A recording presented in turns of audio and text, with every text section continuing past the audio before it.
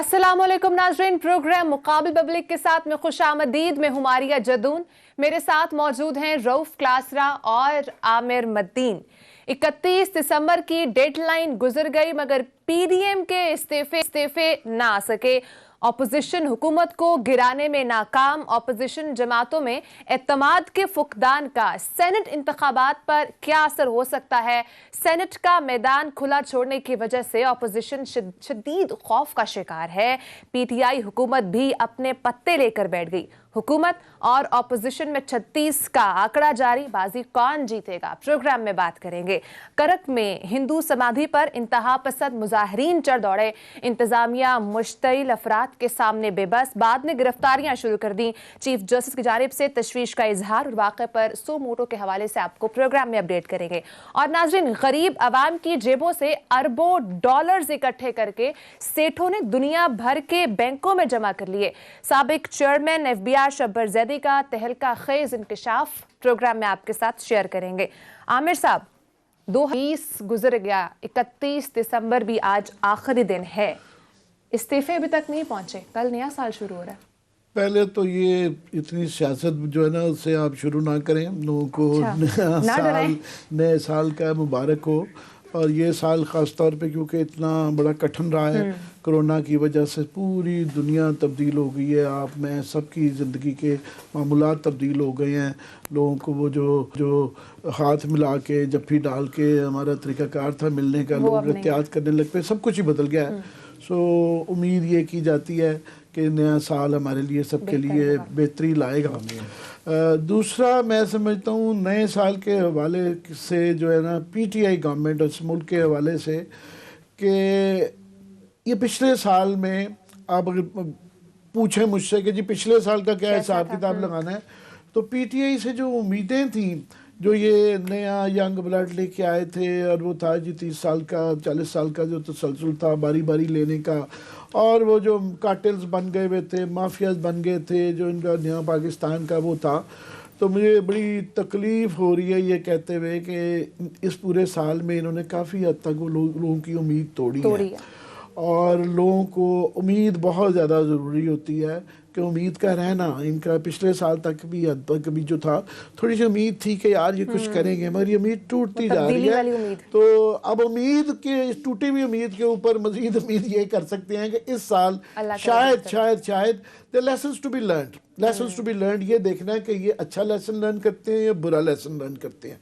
अच्छा लेसन तो ये होगा कि बुरे से बल्कि शुरू करता हूँ। बुरा लेसन ये होगा कि क्योंकि ये अपोजिशन जो है इन्होंने इस्तीफ़ों वाली एक बंगी मार दी थी और इस्तीफ़े ये नहीं दे पाएंगे, और उससे पीडीएम अगर देंगे तो पीडीएम और नून लीग मेरा ख्याल है टूट जाएगी। इनको ये दावा नहीं करना चाहिए था। अब इस्तीफ़े ना दे के लगेगा कि सारी जो है पीडीएम बैठ गई, सारी तहरीक बैठ गई।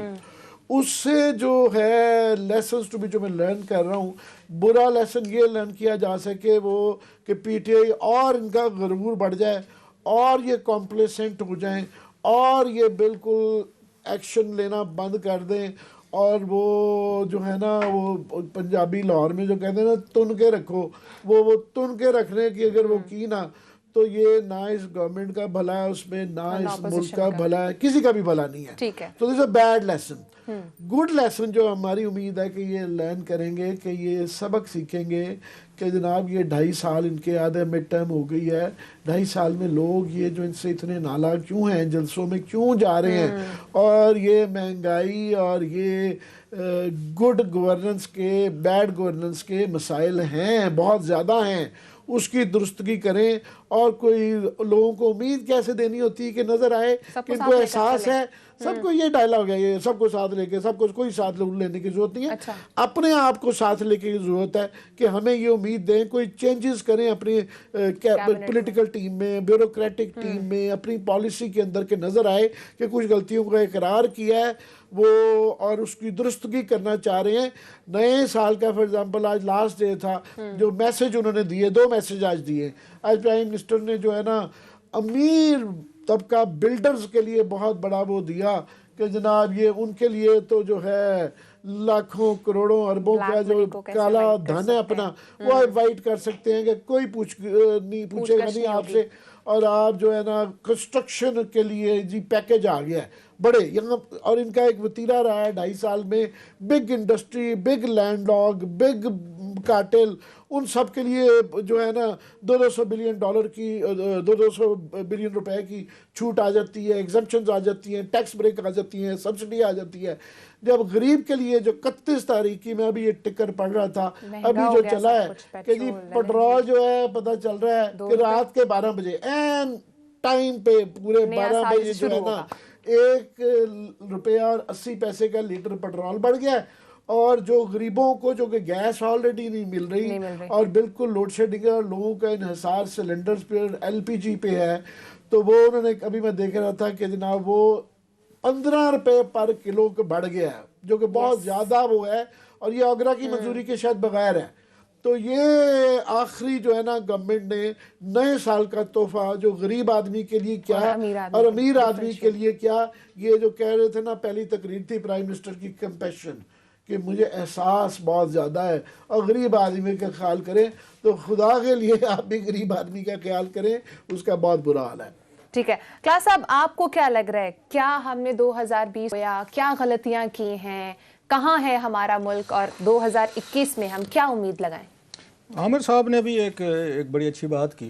तो इन्होंने कहा जनाब कि जो कुछ भी दिया गया है अमीरों को दिया गया है, इस पे तो आते हैं कि क्या एक्सपेक्टेशन थी, क्या होती हैं। मुझे हारून रशीद साहब दोस्त है हमारे, मुझे उनका एक ना ये कोट याद आ रहा है कालम का। तो वो कहते थे ये पैसा जो है ना, ये गरीबों से ज़्यादा अमीरों को इसकी ज़रूरत होती है।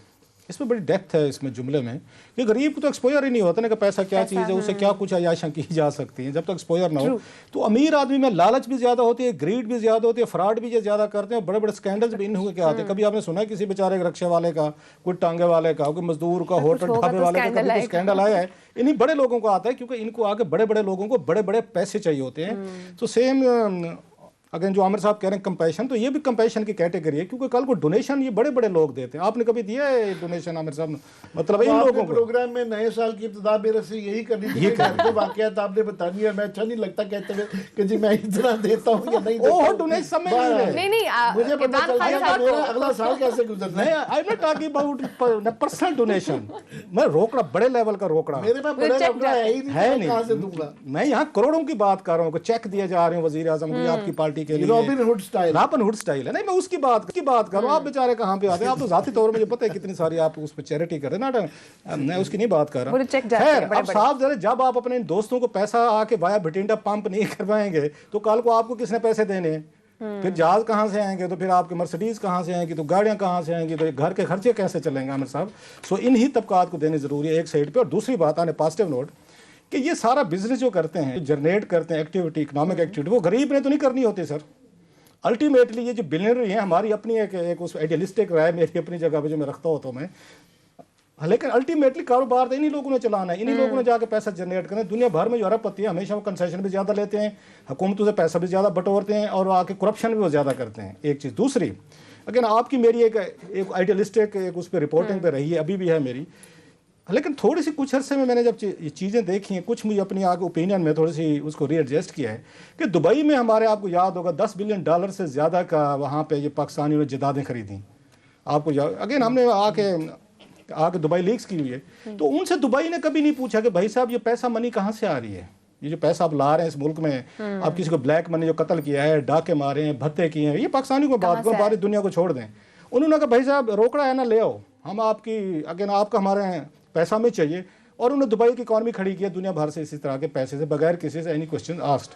सेम यूके में देखें, अब मियां नवाज शरीफ साहब एंड कंपनी, ये जरदारी साहब एंड कंपनी, जहांगीर तरीन साहब लेके गए हैं, अलीम खान साहब लेके गए, जदादें खरीदी हैं बड़ी बड़ी इन्होंने वहाँ पे आपके सामने। यूके ने भी नहीं पूछा इनसे कि भाई साहब ये पैसा कहाँ से आ रहा है, उन्होंने इधर ले आओ। सो जब यहाँ पे एमनेस्टी दी जाती है, आप और मेरे जैसे लोग तो यही कहते हैं ब्लैक मनी, क्योंकि पाकिस्तान जो है डॉक्यूमेंटेड इकॉनमी कभी भी नहीं होगा, और जब होने की कोशिश होगी मार्केट नोज डाउन जाएगी, हम इस बात को समझते हैं। लेकिन इसमें बड़ा फ़र्क है, जिनको वो ये लेके जाते हैं यूके में, जो ले जाते हैं या दुबई में ले जाते हैं, वो ना यूके नेशनल है ना वो दुबई के नेशनल है सर। जो हमारे साथ ये रॉबिन हुड टाइप लोग हैं वो हमारा पैसा लूटते हैं, यहीं से पहले माल बनाते हैं, वो एक्सपोर्ट की मद में यहाँ से आके आपको याद हो कंसेशन लेते हैं, डॉलर को ऊपर लेके जाएंगे, हज़ारों यहाँ पे कंसेशन ले लेते हैं और दूसरी कंट्री और अगेन बाहर जाके ये वही डॉलर जो है उनसे प्रॉपर्टी खरीदते हैं, यहाँ से आके आपने देखा सैफन करेंगे, यहाँ से मनी लॉन्ड्रिंग करेंगे और वाया बठिंडा पैसा जो है ना टीटी के जरिए वो पाकिस्तान में ले आते हैं। सो इनको जब आप कंसेशन देते हैं जिन्होंने पाकिस्तान से पैसा लूटा है और वाया बठिंडा वापस लेके आते हैं और मुझे कोई बता रहा था आज ये स्टोरी अभी हमने करनी है जो अभी आना है 150 अरब डॉलर पे कि बैरून मुल्क अब उन्होंने सख्तियां करनी शुरू कर दिए थे कि भाई साहब ये पैसे कहाँ से आ रहे हैं। अब उन्होंने इनके आके क्वेश्चन पूछना शुरू कर दिए थे, ये ट्रांजैक्शन अलर्ट जो FTF जो है उसके बाद इन्होंने बैठ के यहाँ पे ये जो आके इन्होंने अनाउंस की था 1% 2% पे एमनेस्टी, ये पैसा एक्चुअली जो है इन्हीं बड़े लोगों का है जो वहाँ से आ रहा है कि बहर अभी रखने को तैयार नहीं है। अब जो पैसा आ रहा है मज़े की चीज़ है, ये इमरान खान साहब 7% उसको दे रहे हैं। ये जो इन्हें रोशन या डिजिटल पाकिस्तान का इन्होंने आके शुरू किया है कि दुनिया भर में जो रेट आज बता रहे थे शबर जैदी साहब, दुनिया भर में रेट अगर बैंक में आप पैसे रखवाएं जो पाकिस्तानियों ने रखवाए हुए 150 अरब डॉलर, उसका जो रेट वो बता रहे थे 1 से 2% है। जरा देखें सही, अरबों डॉलर है, 1 से 2% आपको बैंक इससे ज्यादा देता नहीं है। और हमारी जनरॉसिटी देखें कि हमने 7% दिया हुआ है। अब वहां से ये 7% है हमारा exactly. कहाँ पे 2% दुनिया देती है, 1% देती है डिपॉजिट पे, आप उनको दे रहे हैं 7%। सो जनाब आमिर साहब अगेन से आप शुरू करना चाह रहे थे खबरों से 2021 अच्छी जो है ना खबर नए साल की ये है कि क्लासर साहब ने इनने 2-3 दफा ये टर्म यूज की कि पॉजिटिव नोट पे, तो ये नया साल जो है ना पॉजिटिव नोट पे शुरू कर रहे हैं। तो ये सबसे खुशी आई नई खबर की तब्दीली आ नहीं रही, तब्दीली आ चुकी है। पहली बात तो ये, मगर मैं क्लास साहब थोड़ा सा आपसे थोड़ा नहीं बहुत ज़्यादा डिसएग्री करता हूँ, क्योंकि मैं ये जो प्राइम मिनिस्टर ये जो कर रहे हैं ना कंस्ट्रक्शन के लिए और बिग इंडस्ट्री के लिए जो कंसेशन देते हैं, वो एक टर्म बार बार इस्तेमाल करते हैं कि जी कैपिटल जनरेशन बड़ी करनी ज़रूरी है। और एक दफ़ा कहा कि मुझे महातीर ने समझाया, मैंने उससे पूछा कि कैसे टर्न अराउंड करना है इकॉनमी का, तो उन्होंने कहा जी कैपिटल जनरेशन बड़ी ज़रूरी है, माल आएगा तो फिर माल बटेगा जो है ना। तो मेरा ख्याल है कि उनकी जिस तरह प्राइम मिनिस्टर की ट्रेनिंग ऑन द जॉब है, वो 2-4 ना कोई पढ़े लिखे, ये एकेडमिक बात हो जाएगी मगर करनी ज़रूरी है, क्योंकि प्राइम मिनिस्टर का इसके पीछे पूरे इस फलसफे के पीछे वो पूरी इस पे अमल भी कर रहे हैं। उनको मेरा ख्याल 2-4 और प्रोफेसरों से मुख्तलिफ जाविये वालों से इसके मतलब बात कर लेनी चाहिए। वो इसलिए कि ये बिल्कुल जहाँ कैपिटलिस्ट बहुत ज़्यादा फ़र्ज़ अमरीका कैपिटलिज़म की जो माँ है, जहाँ पे बहुत ज़्यादा ये वाला काम किया जाता है, वहाँ भी एक बुनियादी आम आदमी के लिए एक सोशल प्रोटेक्शन मौजूद है कि उसकी basic health, basic education, basic food staff employment जो है ना वो इंश्योर्ड है बुरे तरीन कैपिटलिस्ट सिस्टम में भी। और ये जहाँ महातीर जैसे मुल्कों में भी गरीब आदमी को एक आपने बुनियादी चीज़ें हुई हैं। तो वो जो एक थ्योरी है ना कि जनाब क्लासिकल के जनाब ये घड़ा पानी से जब भर जाता है तो फिर ये फाइनली इसने छलकना होता है, तो वो 4 यूनिवर्सिटीज़ मरहूम जो है ना वो मुझे कहते थे कि ये पाकिस्तान के लिए नहीं है। यहाँ जो ही घड़ा भरता है वो नीचे एक और घड़ा रख देते हैं, वो घड़े के नीचे घड़ा आता जाता है, क्योंकि यहाँ हमारा ना सेठ परवाह करता है, ना रियासत करती है, ना गवर्नमेंट करती है। मैंने फॉर एग्जांपल मैं गवर्नमेंट कॉलेज लाहौर से पढ़ा हूँ और नॉमिनल फीस पे। मेरे ज़माने में मेरी जवानी के अंदर मेडिकल कॉलेज फ्री थे, इंजीनियरिंग फ्री थी, पाकिस्तान के बेहतरीन कॉलेज और स्कूल जो कॉलेज थे वो फ्री थे। और ये तमाम चीज़ें जो है मैंने देखा है मेरी जनरेशन में। अब गरीब आदमी अपना बच्चा पाकिस्तान के टॉप स्कूल में नहीं पहुँचवा सकता, उसके लिए ये प्रोटेक्शंस नहीं है। पहले आप इन चीज़ों को इंश्योर कर लें। तो ये गवर्नमेंट और रियासत को करना होता है कि कंसेशंस देते वक्त एक आप यहाँ तो लीड कैप्चर है, यहाँ तो वो और से और करते जा रहे हैं और गवर्नमेंट और रियासत उसके लिए नहीं। अच्छी बात है कैपिटल जनरेशन होनी चाहिए, मगर आपको तबकात को, निचले तबकात को प्रोटेक्ट करना भी बहुत ज़रूरी है। पकला साहब, what needs to be correct, क्या सही करने की ज़रूरत है? जो आमिर साहब ने बात की थी यहाँ पे, इस वक्त सबसे बड़ा जो चैलेंज है, चले इस पे आ जाते हैं। 2020 तो गुजर गया, चले नेक्स्ट पे चलते हैं अगले साल। जो मुझे खतरा लग रहा है और आमिर साहब की बात उसमें ठीक है कि ये जो PDM का फाल हो रहा है हमें बिखरती नज़र आ रही है, ये इमरान खान साहब और इनकी हुकूमत पे पॉजिटिव की बजाय नेगेटिव इम्पैक्ट लेके आएगी। ये जैसे उनके शरीफों के बारे में कहा जाता था ना कि जब ये पावर में हूँ तो ये गला पकड़ लेते हैं और जब अपोजिशन में हूँ तो पाँव पकड़ लेते हैं। ये मैं आपको एरोगेंस का बताऊँ, हर एक में आ जाती है, सिर्फ इनका मसला नहीं है। आप इनकी टोन देखें, टेनर देखें, अभी से इनकी टोन टेनर बदलना शुरू हो गई है। बहुत सारे वजीर जो हैं ये पहले दरमियान में बड़े अकोमोडेटिंग हो गए थे, अगर इनके आप उनके लहजे देखें बेहतर हो गए थे, गुफ्तगू बड़ी ठीक हो गई थी, मीडिया भी इनको अच्छा लगना शुरू हो गया था, इनके बाकी भी तबका से बातचीत लगता था अचानक सारे डेमोक्रेटिक हो गए। अब पिछले 3-4 दिनों से देखें, जब से इनके इस्तीफों वाली बात जो है थोड़ी सी शैटर हुई है, पीडीएम बिखरने लगी है, ऑल ऑफ सडन इनकी मैं देख रहा था 3-4 चैनल्स पे डिबेट्स देख रहे, बिल्कुल रुख बदल गया है, स्टाइल बदल गया है। और मुझे एक ही खतरा रहता है, मैं तो अपनी बात करूंगा, हमारी गर्दन आती है ना उसी में कट वो होती है कि मीडिया पे आते हैं सब, और अगर एट द एंड जो है इनके जहन में यही रहता है कि ना हम इतने अच्छे काम कर रहे हैं, चीज़ें कर रहे हैं, ये मीडिया के साथ ही खराबी है सारी। और तमाम हुकूमतें अल्टीमेटली यही समझते हैं मीडिया के साथ खराबी है।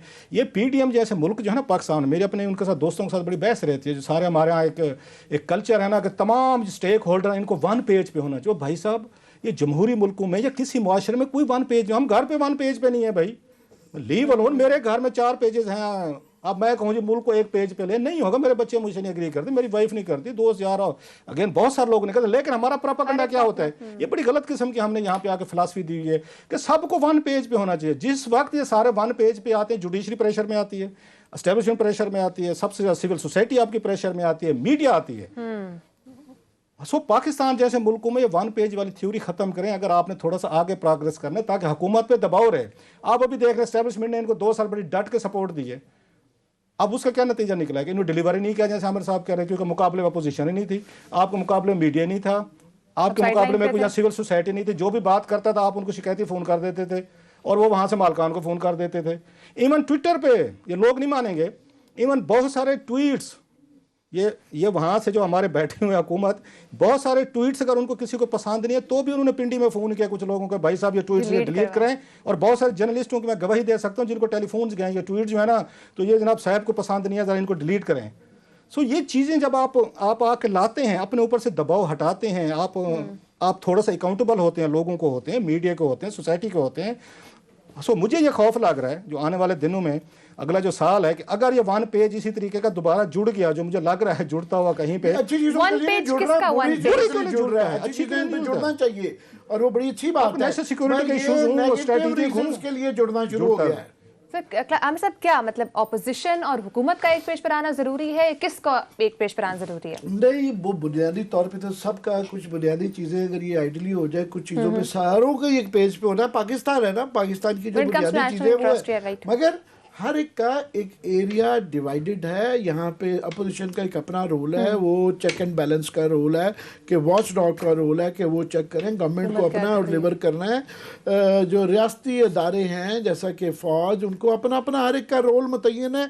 आइन उसकी निगरानी करता है कि आइन में तमाम का रोल वाजे किया गया है। हाँ, आपस में गैर जरूरी है कन्फ्रंटेशन, और ये जो क्लास साहब कह रहे हैं एक पेज पे होने के जो नेगेटिव असरात थे कि ये जो हमें तो दबा लिया जो है, उसके बाद ये फिर वो चीज़ें अब अपोजिशन कहना शुरू हो गई है, वो बातें खुल के ओवर रीच हुई है, ये एस्टेब्लिशमेंट की ओवर रीच थी, उसका रिएक्शन आ रहा है। Again lessons to be learn PTI के लिए, मेरा एस्टेब्लिशमेंट के लिए भी है कि आप भी ज़रा थोड़ा सा इसको सोचें कि ये क्यों हो रहा है, क्यों लोग इन बातों की काफ़ी हद तक आप देखें ना जलसों में पजीराई, वरना कोई कह नहीं सकता था, कोई कहता था तो यहाँ आग लग जाती थी।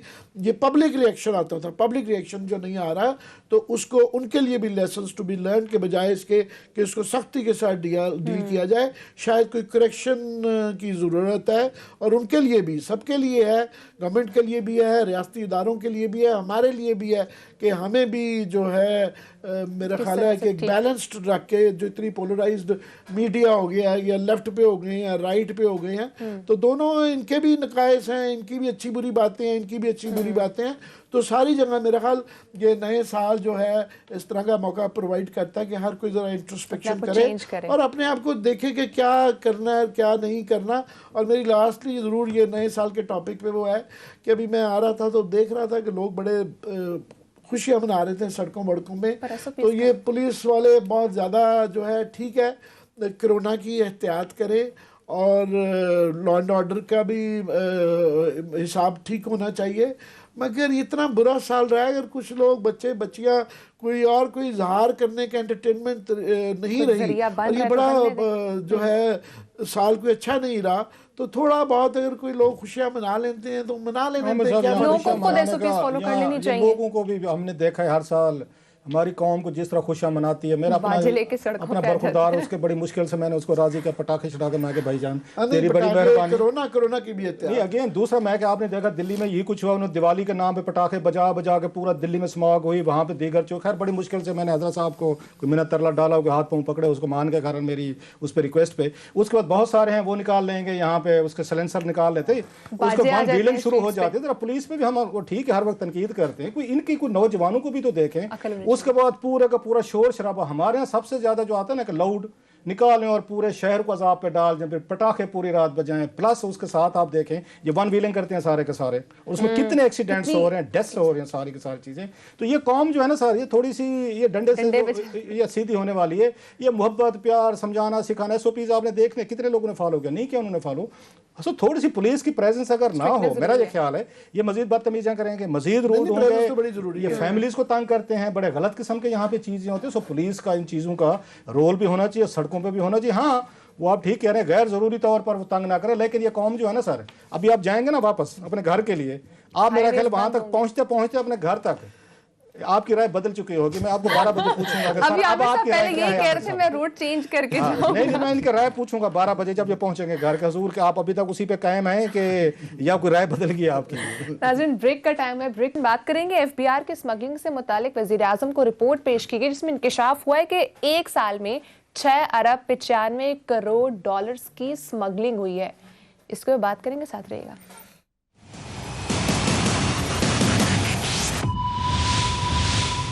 वेलकम बैक नाज़रीन। करक में हिंदू समाधि पर इंतहा पसंदों ने तोड़ फोड़ की है, जिस पर चीफ जस्टिस भी काफ़ी उन्होंने तशवीश का इजहार किया है। क्लास साहब, हमारा माशरा किस तरफ जा रहा है? जा क्या रहा है, जा चुका है माशाल्लाह। पहले मैं और आमिर मतीन साहब यहाँ बैठ कर एक चीज़ पे, ये 2-3 साल पहले की बात है, लंबी बात नहीं है।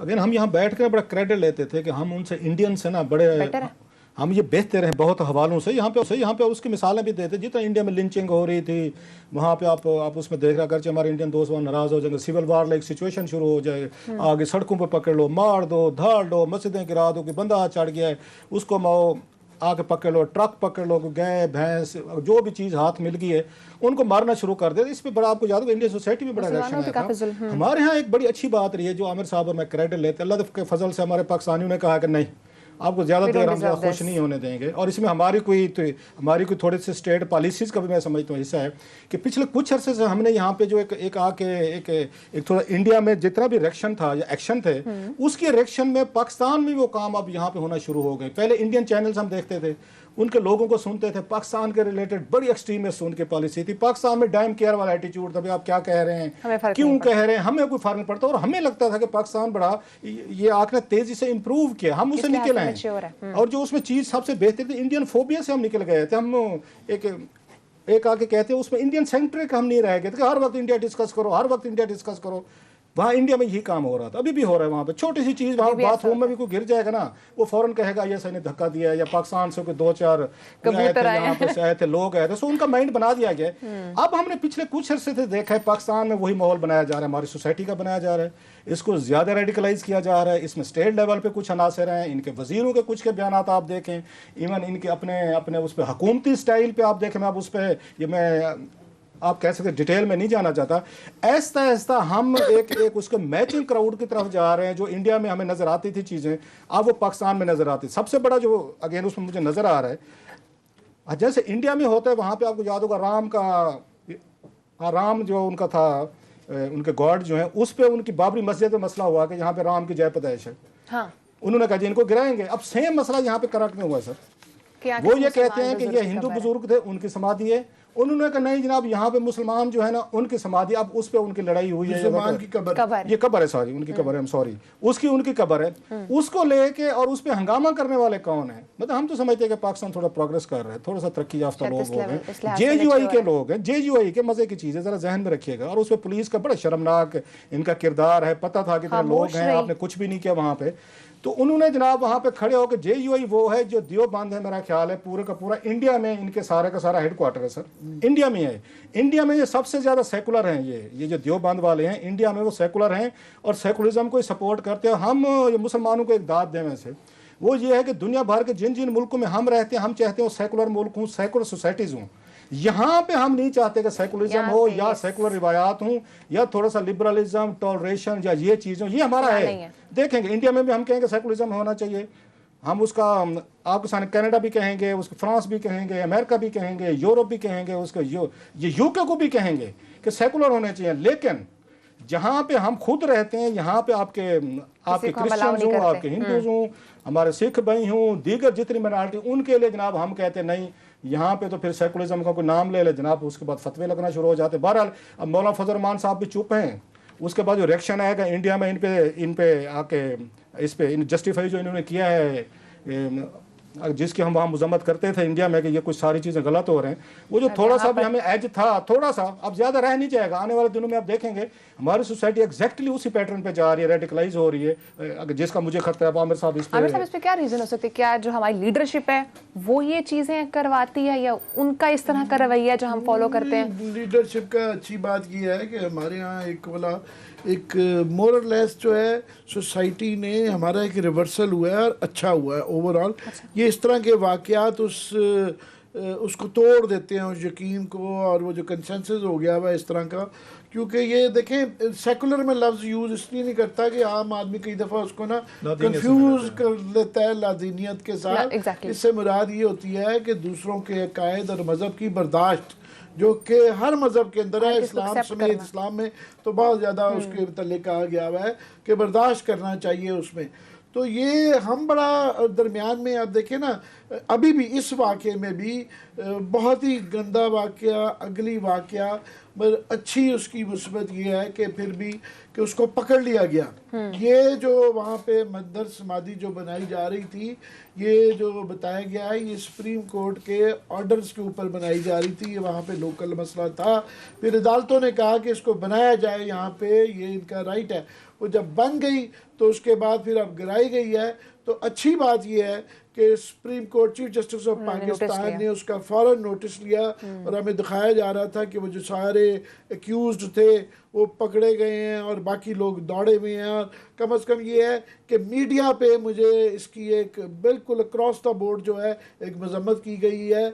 और पॉलिटिकल उसके अंदर से भी मौलाना फजल रहमान क्योंकि खामोश हैं वैसे, और ये कहा कुछ लोगों का ये भी कहना था कि शायद इसमें काफ़ी सारे लोग उनकी पार्टी के हैं, मगर जनरली जो है पार्टीज़, पॉलिटिकल पार्टीज़ के पॉलिटिकल स्पेक्ट्रम की तरफ से भी इसकी मजम्मत ही की गई है, जो कि कॉन्ट्रास्ट है। और ये हम इसमें थोड़ी सी जिस तरह इन्होंने कहा मैं साहब, हम इस चीज़ के बड़ी प्राइड लेना शुरू और बहुत ज़्यादा दोहराते थे अपने इंडिया के दोस्तों को भी कहते थे कि ना तो तुम्हारी पहले वो था, अब हमारे यहाँ बेहतर हालात हो गए हैं कि बाबरी मंदिर जो मस्जिद जो गिरा के वहाँ राम मंदिर जो बनाया जा रहा था, उसमें उनकी सुप्रीम कोर्ट का भी जो फैसला आया वो भी उसके अंदर सुप्रीम कोर्ट की उनकी भी कोई इज्जत नहीं रह गई।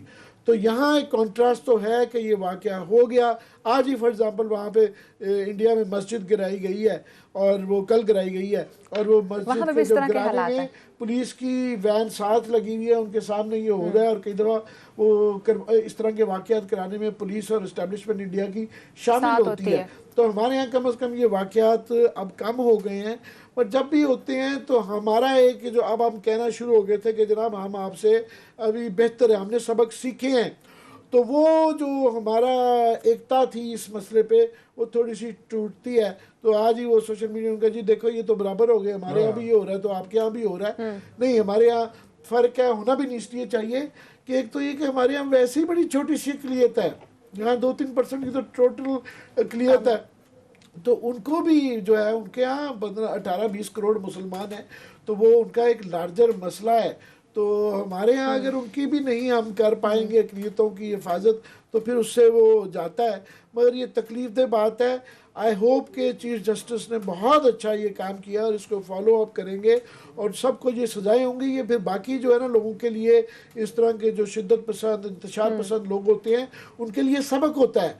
वरना ये इस तरह के लोग अगर आप उनका खिलाफ एक्शन ना लें, ये इनकरेज हो जाते हैं, ये इनका हौसला अफजाई हो जाती है और फिर ये मॉब को पकड़ के ढूंढ रहे होते हैं कि मंदिरों पे। आपको याद होगा आज से 10 साल पहले लोगों को भूल गया है, बहुत ज़्यादा ये वेव चली थी पाकिस्तान में गिरजाघरों पे और मंदिरों पे। वो उसका एक इसीलिए कि कंसेंसस होने की वजह से और एक पब्लिक रिएक्शन जो आता है उसकी वजह से ये चीज़ें कम हो गई हैं। इसको बिल्कुल मैं चाहता हूँ गवर्नमेंट को भी, इमरान खान साहब को चाहिए था आज जो तकरीर की थी उसमें इसका जिक्र करते। और मैं उम्मीद करता हूँ कि पीपल्स पार्टी और नून लीग वाले सारी पार्टीज की तरफ से, टॉप लीडर्स की तरफ से इसकी मजम्मत आनी चाहिए। आमिर साहब लेकिन फर्क कहाँ है? इसमें वीडियो चल रही है, इंडिया में तो ऐसे हालात चल रहे हैं। इंडिया में तो बहुत ज़्यादा बुरे हालात हैं। इंडिया में जो है मैं कहता हूँ कि पहले हम उनकी तरफ देखते थे कि जनाब उनके यहाँ बड़ा बर्दाश्त ज़्यादा है, सेकुलर मुल्क है। मगर अभी तो ये मोदी के बाद से वो तो अंदर से टूट रहा है, उनका सोशल फैब्रिक जो है वो बिल्कुल टूट चुका है। और उनके यहाँ दुनिया में कोई मुल्क ही नहीं रह गया कि देखें जिसके अंदर तलाक 3 दफ़ा तलाक देने में 10 साल की सज़ा है, गोश्त खाने में सज़ा है। और अभी ये जो यूपी के अंदर लव जिहाद का उन्होंने कानून पास किया है कि अगर इंटरफेथ शादी हो जाए तो वो मुसलमान से अगर कोई हिंदू लड़की शादी कर ले तो वो भी लंबी चौड़ी सज़ा रख दी है। तो वो ये लिंचिंग और ये मस्जिदें गिराने का सिलसिला मुसलमानों की, तो वो वहाँ पे बहुत ज़्यादा हो रहा है। और वहाँ जो डिसेंट आ रही है बड़ी थोड़ी रह गई है, ज़्यादा लोग नहीं हैं। पर हमारे यहाँ ये अच्छी बात है कि अभी चीज़ें तब्दील। और मैं समझता हूँ जो उस्ताद साहब ने कहा ना मीडिया का, मैं इस चीज़ का पहले बड़े हक में था कि ये एक दूसरे का मीडिया दिखाना चाहिए। अच्छा। मगर अभी जो उनका मीडिया, मैं क्योंकि फॉलो ये भी करते हैं, उनका जो करते हैं जितना जहर आलूद और जितना मुतासिब और शिद्दत पसंद मीडिया पाकिस्तान के मुतल्लिक हो गया है, उससे दिखाने ना जाना बेहतर है कि उसकी रिएक्शन में हम भी ये अपनी आते हैं ना रिटेलिएशन में चले जाएं। और वो उनके यहाँ जो उनके यहाँ रेटिंग आती है कि फॉर एग्जाम्पल रिपब्लिक टीवी उनका जो टॉप का इस वक्त चलता है, वो चलता ही पाकिस्तान की नफरत पे बुनियाद है। इस तरह उनके टीवी और 2-4 और भी है, हल्का सा यहाँ कोशिश करते हैं और रेटिंग नहीं आती। वो पेरिफेरी में 2-4 लोग हैं जो कोशिश की जाती है। नेशनल चैनल पे मैं खुद देखा, मैं भी थोड़ा सा एडमिट करना चाहिए, नहीं करेंगे ये चीज़ बढ़ती जाएगी। हमारे कुछ एंकर्स जो हैं वो सिमिलरली मैच करने की कोशिश कर रहे हैं। वहाँ पे इंडियन जो एंकर्स हैं, इंडियन चैनल्स हैं, उनकी आपकी शायद आंख से नहीं गुजरते। मैं नेशनल चैनल्स की बात कर रहा हूँ, ऐसा ऐसा कम्पीट की तरफ ये जा रहे हैं। अगर हम इनसे आंखें चुराएंगे कि नहीं कि हमारे यहाँ बिल्कुल चीज़ें वो ठीक है और हम उनकी तरह नहीं है, मेरा ये आपसे राय इस पर डिफरेंट है। हमारे चैनल, हमारे कुछ एंकर्स, हमारी यहाँ पे एक अप्रोच, सोशल मीडिया देख लें, एक तो कहता बेड़ा गर्क हो इसका सोशल मीडिया का। मेरे ये ख्याल था कि सोशल मीडिया आएगा, ये दोनों मुल्कों के दरमियान इंटरेक्शन होगा, जो यूथ होंगे, नए बच्चे होंगे, ये बेहतर एक दूसरे के साथ कम्युनिकेट करेंगे, एक दूसरे के इशू समझेंगे, अप्रिशिएट करेंगे बात चीज़ें, और जहाँ पे डिफर करेंगे पोलाइटली करेंगे। आप यकीन करें हमारी वो नस्लें बेहतर थी जो इससे पहले, इससे ये सोशल मीडिया की पहले की जो एज थी, नस्ल थी, वो लोग अभी बेहतर थे। इंडियन पाकिस्तानी अभी भी मिलते थे, वो बैठ के 2-4 मिनट गुफ्तगू हो सकती थी, डायलॉग हो सकता था, बातचीत हो सकती। ये सोशल मीडिया की दुनिया में इतनी गंदी गंदी गालियां देंगे एक दूसरे को, इतनी गंदी जबान इस्तेमाल करेंगे, नेगेटिव इस्तेमाल। आई विश के सोशल मीडिया जो है इसने ज़्यादा हेट्रेड फैलाई है, ज़्यादा नफरत फैलाई है। और जितनी तेज़ी से ये वाक़यात हो, पहले आपको याद होगा उसका ये वाक़या 92 में हुआ, उसके रिएक्शन पाकिस्तान में आए, यहाँ पे आके इन्होंने मंदिर इन्होंने बहुत सारे तोड़े गए, इन्होंने ज्यादा हमारे यहाँ भी हुई। लेकिन फिर कितना बड़ा अरसा लगा कुछ और वाक़या होने में। अब तो वहाँ पे डे टू डे बेसिस है, इधर वहाँ पे कोई एक्शन होता है, इधर रिएक्शन आता है, यहाँ का कोई एक्शन होगा, वहाँ पे रिएक्शन। 1 सेकंड लगता है आपको इस पे ट्विटर पे वीडियो अपलोड के साथ में कमेंट किया, पूरी दुनिया में फैला दिया, उन्होंने फैलाया या हमने फैला दिया। तो मुझे याद आ रहा है लास्ट बार इसका माउंट बैटन का, मैं उसकी थोड़ी सी पढ़ रहा था, कोई उसकी 2-4 चीज़ें। उसका ये ख्याल था जब कहुटा में मैस्कर हुआ ना, वहाँ पे कहुटा में उसने पिंडी में आके किया था 47 में, उसके बाद वो कन्विंस हो गया था कि ये दोनों जो है ना, हिंदूज मुसलमान जो हैं, ये इकट्ठे इस वजह से नहीं रहना चाहते कि इनकी बहुत सारी चीज़ें नहीं मिलती। सो अगर इनको अलहदा कर दिया जाए तो ये ठीक हो जाएंगे। ये बकायदा उसकी अंडरस्टैंडिंग थी माउंट बैटन की कि इसलिए भी डिवाइड कर देना चाहिए, दोनों इकट्ठे नहीं रहना चाहते, फेयर इनफ। आप उधर रह लें और मुसलमान यहाँ पे रह लें, पाकिस्तान में बह लें। उनकी ये बड़ी अंडरस्टैंडिंग थी, जो मैंने 2-4 बुक्स में पढ़ी है, कि अगर इनको अलग कर दिया जाए तो यहाँ पे हमेशा के लिए हिंदू मुस्लिम मसला जो है ना वो खत्म हो जाएगा। उनको ये नहीं पता था ये 1000 साल पुराना मसला है, और ये ना पिछले 1000 साल में हल हुआ है, ना अगले 1000 सालों में मुझे ये हल होते नजर लग रहे। बहरहाल again it's a sad day. अगर हम पाकिस्तानियों ने यही कुछ करना है तो मेरा ख्याल जो कुछ आज यहाँ पे किया गया ना, करक में परसों किया गया है, इसका इम्पैक्ट अल्टीमेटली, इसके कंसिक्वेंसेज इन लोगों को तो नहीं भुगतने पड़ेंगे, ये इंडियन मुसलमानों को भुगतने पड़ेंगे। और उनके पास जस्टिफिकेशन आ जाती होती है कि भाई साहब कि अगर हम यहाँ पे कर रहे हैं तो आपके भी जो मुसलमान है वहाँ पे वही कुछ हमारे साथ कर रहे हैं। ये एक पॉइंट आ जाता है। पाकिस्तानियों को बड़ा ज्यादा केयर की जरूरत है, ज्यादा इनको यहाँ पे बैठ के हौसले की जरूरत है, ताकि इसके कंसिक्वेंसेस जो हैं वह इंडिया में मुसलमानों को ना भुगतने पड़े। ठीक है नाज़रीन, ब्रेक का टाइम है। ब्रेक के बाद हम बात करेंगे गरीब आवाम की जेबों से अरबों डॉलर्स लूट कर सेठों ने अपने पैसे बाहर के ममालिक में रखे हुए हैं। हुकूमत क्या कामयाब हो पाएगी कि ये पैसा वापस पाकिस्तान में लाया जा सके? ब्रेक के बाद से बात करेंगे, साथ रहेगा।